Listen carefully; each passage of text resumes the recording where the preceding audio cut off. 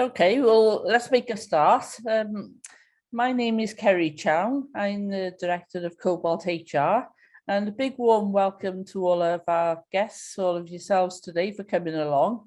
So we're going to be talking to you about managing absence, which is a really important topic in any organisation, but importantly, managing it effectively so that you provide appropriate support and make sure that the person feels valued. If we could just do some brief introductions, please. So I've just introduced myself. If I could hand over to Fanny, that would be great. Hi, hello everyone. My name is Fanny Fayesh. I'm the HR officer at Cobalt HR, and I'm very pleased to be here and talk about managing absence effectively. Brilliant. If I could ask Zoe to introduce herself, please. So I'm Zoe. I'm a work experience student from Cardiff University, and I've been working as a HR administrator with Cobalt. Wonderful. Thank you very much. Just in terms of housekeeping, we are recording the webinar, and we can send you the recording afterwards. So just please bear that in mind. If you've got any comments or any questions you want to ask, if you could put those in the chat as is normal. And just to mention, we're going to be dealing with some sort of methods of calculation partway through, but don't worry, because we're sending you the slides with everything on. And so, and obviously if you have the recording as well, then you don't need to worry about writing notes as fast as you can, because it'll all be there for you. So if we could go on to the next slide then, please. So these are just some of the organisations we're currently working with, but we're always happy to work with new clients as well. Our current customer base tends to be either sports organisations or companies who are in tech in one way or another. So, for example, digital media, digital marketing type companies, and video type companies. So, but we believe that no matter who you work with, it all comes down to the people. So perhaps I could ask you just to put your sort of initial motivations into the chat, really, on why you joined the session, what you want out of it, just to make sure that we can cover that during the time we're together. So keep it up to date with best practice is important, because things do change, new techniques. So hopefully we'll cover that today. So things changing, absence increasing, and that is, I think, across the board.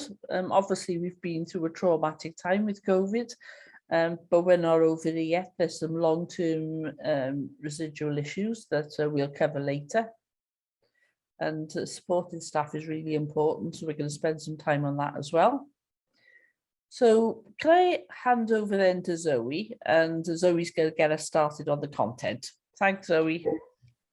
So the agenda for today, firstly, we're going to look at why is absence management important, and then we're going to look at measuring absence, when someone reports absence, short-term and long-term absence, managing the return to work, and then lastly, we'll look at employee well-being tips.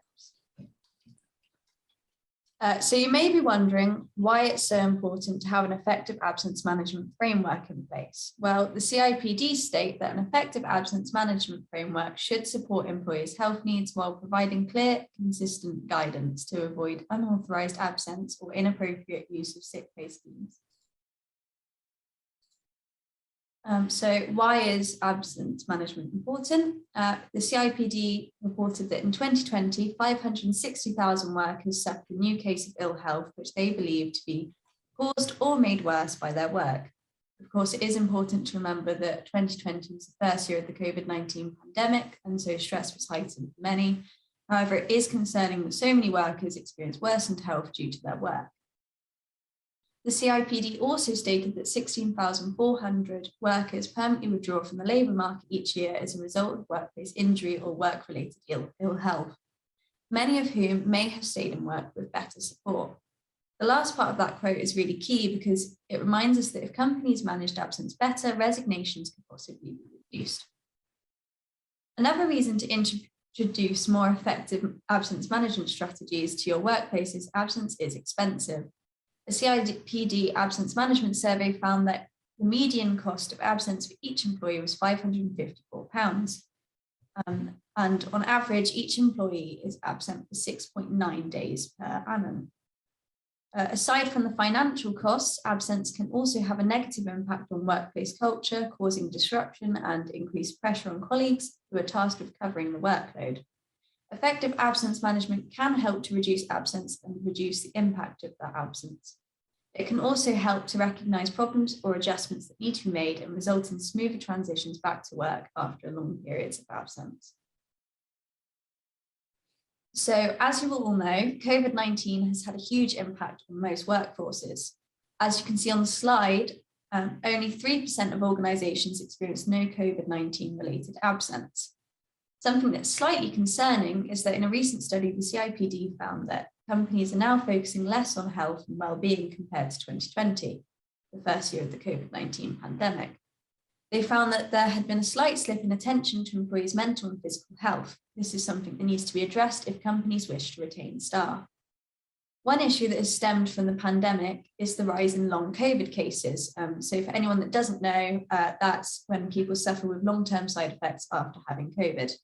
The CIPD also states that 46% of companies have employees who have experienced or are experiencing long COVID.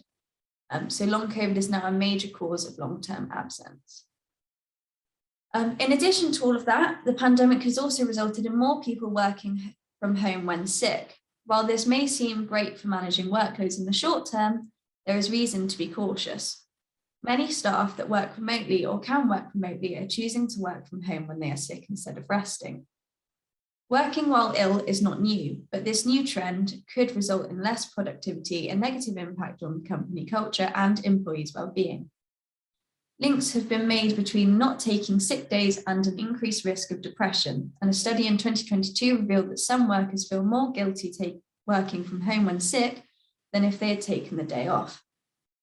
Companies should encourage staff to take sick days when they need to in order to prevent burnout and worsened well-being in the long run. While some employees may be happy to work from home, making it the norm and praising it may pressure other employees to do the same. This will lead to a less supportive company culture, so sick leave should still be encouraged. I will now hand over to Fanny to go over measuring absence. Sorry. Thank you, Zoe. That was really useful to know about the importance of sickness, absence management, and also the impact that COVID had on employees and the workforce. Now we are going to look at how you can measure absence. And as Zoe mentioned, it is important to have an effective absence management framework that supports employees' health needs while providing clear and consistent guidance to avoid unauthorized absence or inappropriate use of sick pay schemes. And to achieve this, it is key to accurately measure, monitor, and identify trends.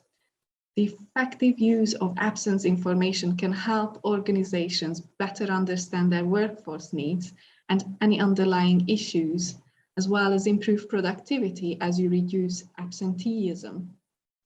Here we have 3 methods of measuring absence. The first is lost time rate, the second is frequency rate, and the last is the Bradford factor. And before we go over the calculations for each, could you please let us know which of these factors you have used before or which one you are familiar with? So we have this poll coming up right now, and you have the choice to select multiple options. Thank you for your answers. I'm going to share the result now with you. And as you can see, there is an equal popularity between the Bradford factor and the frequency rate, but lost time rate is not long behind. So thank you for providing that. So we're going to go over the 3 methods now. So lost time rate allows you to calculate the percentage of total time lost due to absence.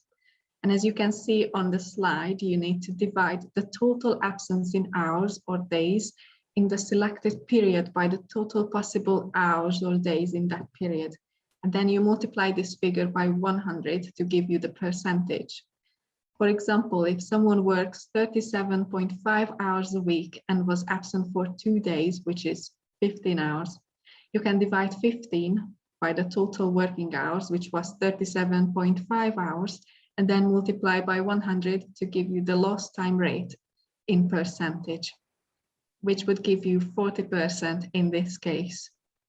And it can be useful to separate calculations for different departments and identifying issues, for example. Frequency rate, on the other hand, gives you the average number of absences per employee as a percentage. And to calculate the frequency rate, you need to divide the number of spells of absence in the period by the number of employees. Then you multiply that figure by 100 to give you the percentage. So let's say you employed an average of 50 employees in a 3-month period and had a total of 5 periods of sickness absence in that time.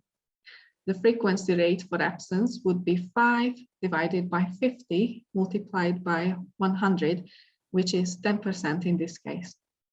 The limitation of this is that it doesn't show the length of each absence, and it doesn't show which employees are taking more absence than others. The Bradford factor is also helpful and widely used. It is, however, less helpful when measuring long-term absence. Its aim is to tackle short-term absence, which is the most difficult to manage as it's unexpected and potentially frequent, which has a major impact on output. The Bradford factor measures the number of spells of absence and identifies persistent short-term absence. And to calculate it, you need to use the equation shown on the screen, where S means the number of spells of absence in 52 weeks, and D means the number of days of absence in 52 weeks taken by that individual.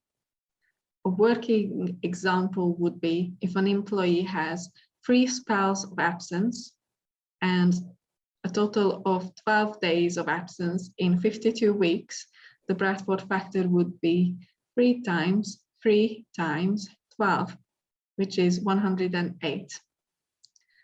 So once you have a good understanding of the current absence rates, organizations can set absence triggers to investigate absence and patterns when it reaches a certain trigger level or point in a set period.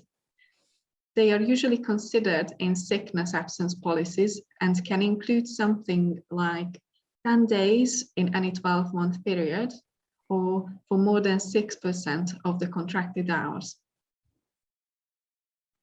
So here we have the first steps to take when an employee reports their absence. Firstly, obtain reasons for absence. Secondly, obtain an expected date of return.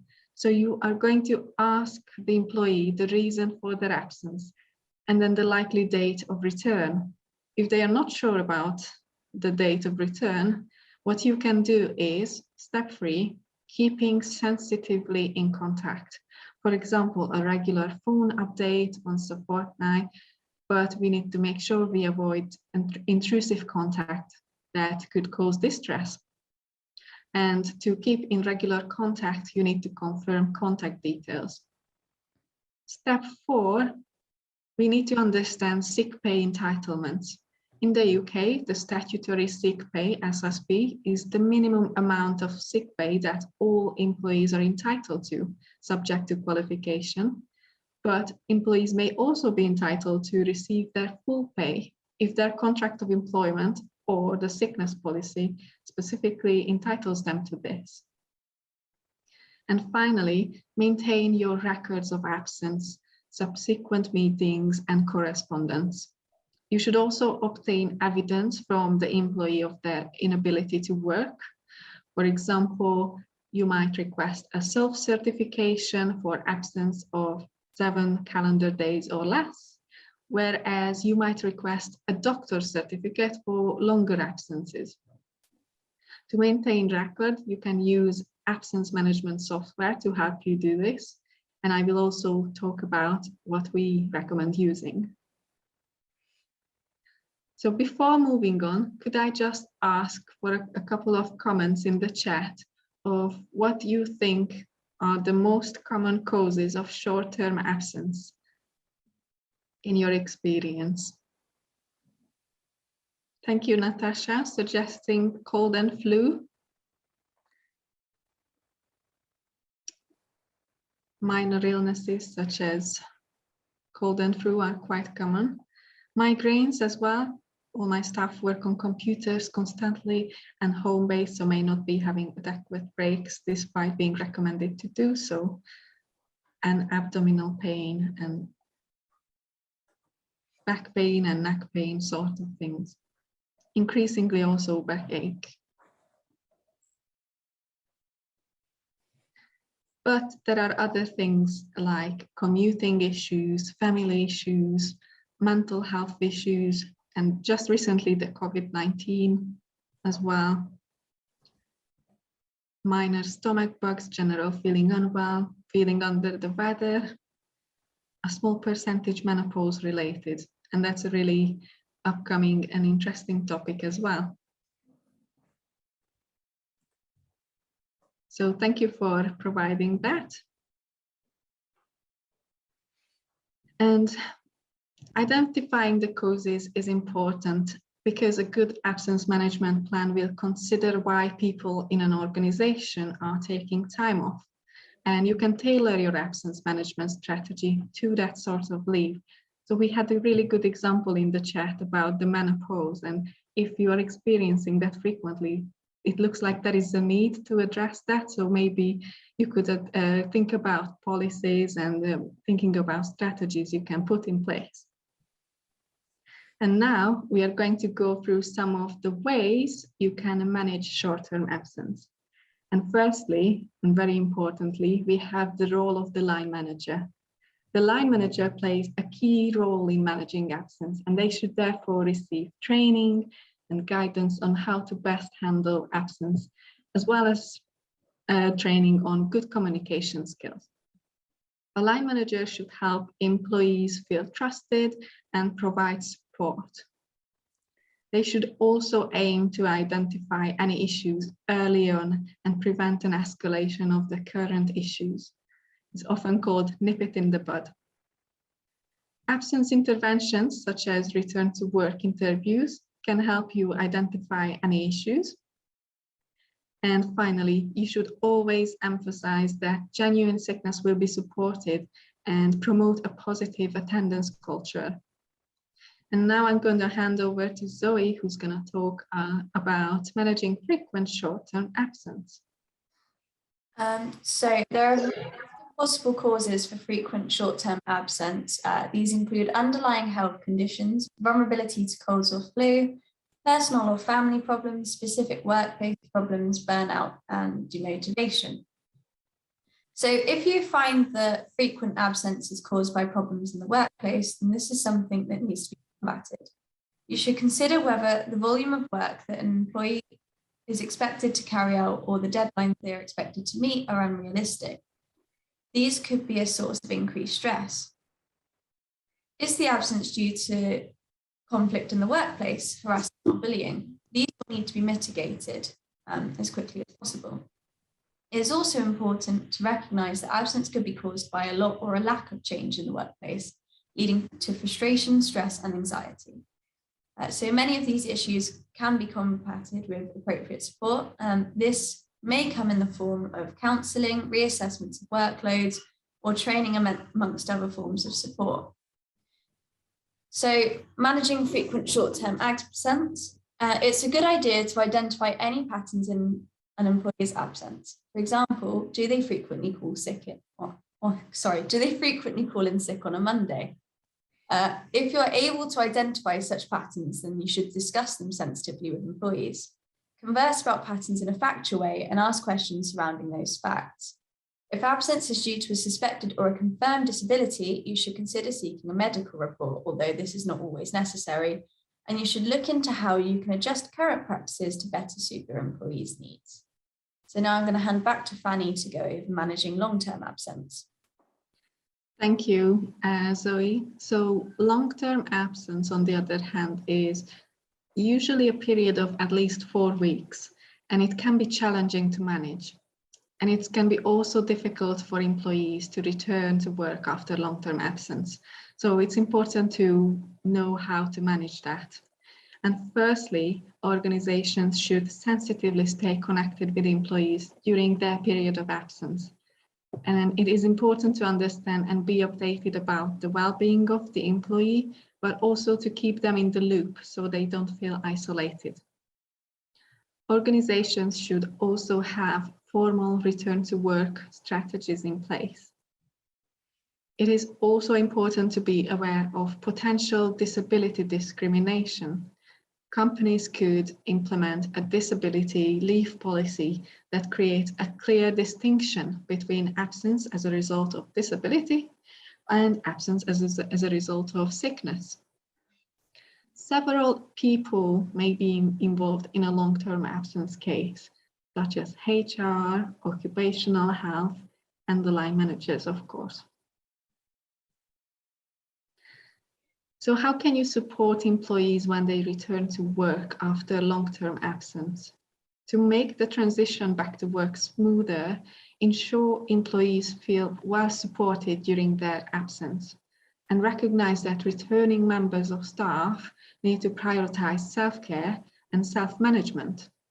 Ensure your workplace culture is supportive. So, for example, having colleagues that can provide practical and emotional support can be really encouraging. But also, line managers should ensure employees have access to work adjustments, resources, and support. Ensure you have compassionate and flexible absence management policies in place. Finally, rehabilitation approaches should be tailored to the individual's needs. So what can you do? An absence management software can make it simple to submit, track, and manage attendance, sickness absence, and leave entitlements. We at Cobalt HR use People HR, which is an easy-to-use system with accurate information, automated return to work forms, and it is tailored to our policies and current legislations. And if you are interested in exploring absence recording tools that can be tailored to your organization, we would be happy to work with you to find the best solution.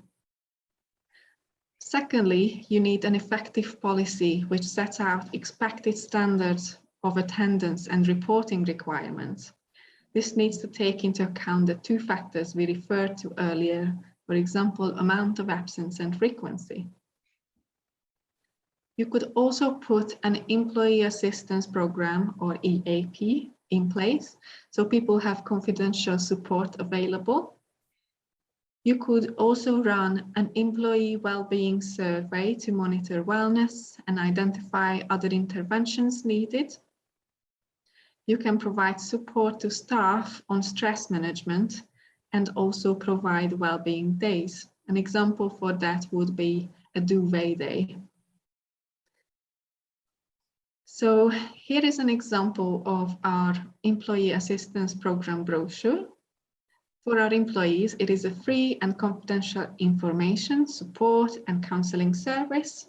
And while it costs a small fee for businesses over a period of 3 years, if this prevents just one employee leaving due to personal issues, it can repay the investment, and it also demonstrates that you understand the need to look after your employees. And again, if you are interested in this service, we can help you provide more information on this. So in summary, today we started off the webinar by looking at why effective absence management is so important, and concluded that it was essential to improving employees' well-being and vital when trying to reduce absence rates and consequently the negative impacts of absence. We also looked at the impact of COVID-19 and the effect that long COVID is having on workforces. Then we looked at ways to measure absence, the importance of using trigger mechanisms, and what to do when an employee reports their absence. As well as this, we have covered short-term, frequent, and long-term absence and how to manage each. In summary, we recommend having effective absence management tool and strong policies in place, as well as effective well-being schemes such as an EAP in order to support employees and make your workplace a more welcoming, supportive environment. And now I'm going to hand over to Nick, who's going to talk about some training opportunities at Cardiff and Vale College. Thank you. Good morning, all. Great session again, Kerry and the team. Really informative.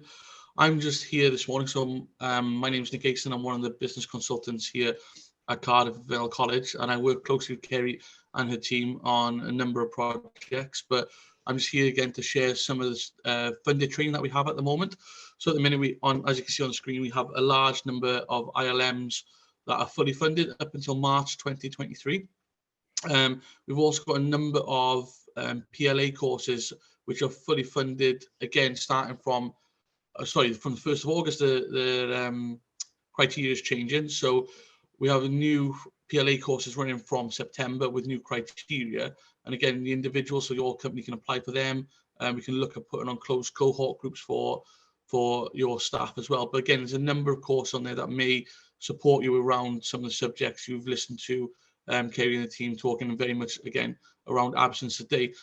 One thing from my time through absence is if you're giving them training opportunities as well and giving people the opportunity to be valued, again, that also seems to decrease in absence because they've got other things to keep them occupied alongside their job as well. So again, if you want to talk to me and want to know more about what Cardiff Vale College have to offer, please get in touch or speak to Kerry and you can pass on my details. But yeah, thanks for having me involved again, guys. And I'm looking forward to our other projects coming up soon, Kerry. Absolutely. So Cobalt HR and Cardiff and Vale College have been doing quite a bit of work recently and will be again over the next few months. And we've got some exciting things we're going to be launching soon, which is great to see. So we'll keep you all posted about that. So we usually these days try and sort of finish our sessions off with a little bit of fun. So I don't know whether that's your thing, but it's something a little bit different. Hopefully it'll remind you of us. This is some information on our training courses. So we run a range of courses around performance management and other associated topics. So giving and receiving feedback is one we're going to be doing shortly. We've recently done one on performance management, which was very well received. Having difficult and challenging conversations is one we're running in August. So there's some things to think about there, because these things are never in isolation and they usually touch on other topics. So you'll have some further information on these when you get the slides. So hopefully there's something in there that piques your interest. And as you can see there on this slide, we offer a discount if you book on those. And just to be clear, that these are half-day training sessions. It's not a webinar for an hour. So we'll be providing an awful lot more information. So we do an early bird discount, and we also offer, by booking multiple courses, more of a discount. So hopefully that's helpful to you too. So big thank you from us for your sort of support today, and hope you've had some sort of interesting information that you can work with. On the slide now you can see a list of references which we used, and obviously you won't be able to read them on there, but you'll have them when we send the slides out. We're also going to send out so as well as the slides and evaluation form, so we'd really appreciate it if you could just to fill that in and send it back. So we pride ourselves on being a learning organisation, which means that we value any feedback we receive, and we're trying to make these sessions really helpful to people. So your input on that would be absolutely brilliant. If you want some further information on our wellbeing survey or our stress lunch and learn, or on getting your policies right, then obviously we'd be really happy to work with you. So please get in touch afterwards, and we'll send you information on other sessions that we're running as well, because they might be helpful too. But Brill, thanks very much. It's good to meet you all, and hopefully see you soon.